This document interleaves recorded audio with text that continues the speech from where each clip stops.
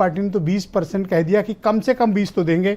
अब आप भी थोड़ी सहृदयता दिखाइए, थोड़ा बड़ा दिल दिखाइए और आप ये कहिए कि हम आगामी लोकसभा के चुनाव में उत्तर प्रदेश में तो कम से कम 33% महिलाओं को टिकट देंगे। ब्रजेश जी, हमने कहा ही नहीं है, हमने ऊंचे मापदंड स्थापित किए हैं। आज देश का जो नेतृत्व है, राष्ट्रपति वो महिला है और उत्तर प्रदेश जिसमें हम बैठकर आज की बहस को गंभीरतापूर्वक आगे बढ़ा रहे हैं, वहां भी राज्यपाल महिला ही है।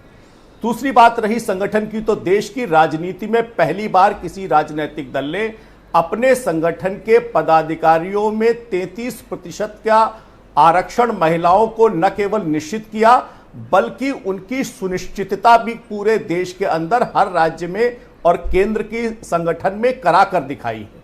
अभी भारतीय जनता पार्टी ने अपने जिलाध्यक्षों की सूची जारी की है।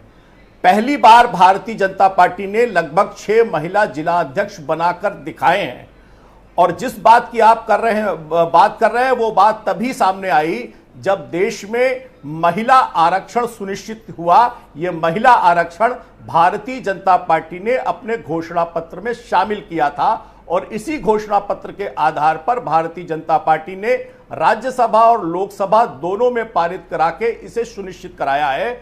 निश्चित रूप से महिलाओं को और अधिक सशक्तिकरण देने के लिए हम आगे बढ़ रहे हैं और मुझे लगता है कि जब टिकटों की घोषणा होगी तो आपको अप्रत्याशित रूप से आपने अभी कहा कि 75 जिलों में हमने 6 महिलाओं को जिलाध्यक्ष बनाया, ये अचीवमेंट है ये आपका? नहीं, आप और जरा राजनीतिक दलों की सूची तो देखिए ब्रजेश भाई। भाई आपने कहा कि नैतिकता का उच्च मापदंड हमने स्थापित किया, तो हम तो आपको वहीं से काउंट करते हैं जो आपने बताया। नहीं, आप वहीं से काउंट कीजिए, लेकिन आप उत्तर प्रदेश के अंदर जो राजनीतिक दल हैं उनसे भी तो कंपेयर करेंगे ना। वहां एक भी जिला अध्यक्ष महिला की सूची खोजने से भी मिलना मुश्किल है। ऐसे पॉलिटिकल स्टेट में भारतीय जनता पार्टी आगे आई और पूरे जिले की कमान महिला नेतृत्व को दी है। ये एक बड़ी बात है। हम निश्चित रूप से आगे बढ़ रहे हैं और क्या आप इस बात का वायदा कर सकते हैं कि आगामी चुनाव में आप कम से कम 30% टिकट लोकसभा में, कम से कम उत्तर प्रदेश में आप महिलाओं को देंगे? क्या आप ये कमिटमेंट कर सकते हैं? मैं टिकट की बात कर रहा हूं, संगठन की नहीं। नहीं, मैं ब्रजेश भाई देखिए, मैं पार्टी का प्रवक्ता हूं। पार्टी जिस नीति को घोषित करेगी उसी को मैं बता सकता हूं।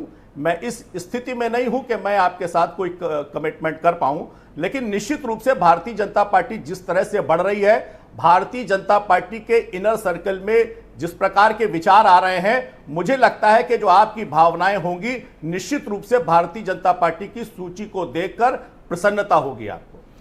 समाजवादी पार्टी ने कहा कम से कम 20% तो देंगे और पिछड़ों, दलित और अल्पसंख्यकों को पहले देंगे। ये बात से आप राजनीतिक दबाव महसूस कर रहे हैं?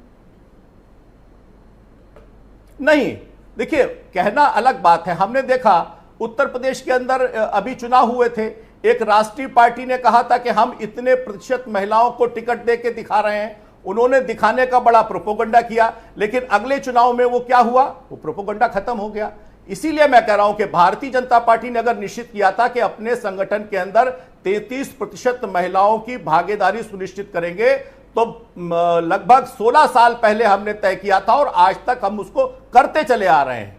निश्चित रूप से देखिए, कोई हारे या जीते, अधिक उन्हें शक्तिशाली, लेकिन मैं एक चीज को अप्रिशिएट करूंगा कि प्रियंका गांधी ने उत्तर प्रदेश में 40% टिकट महिलाओं को देकर कीर्तिमान स्थापित किया।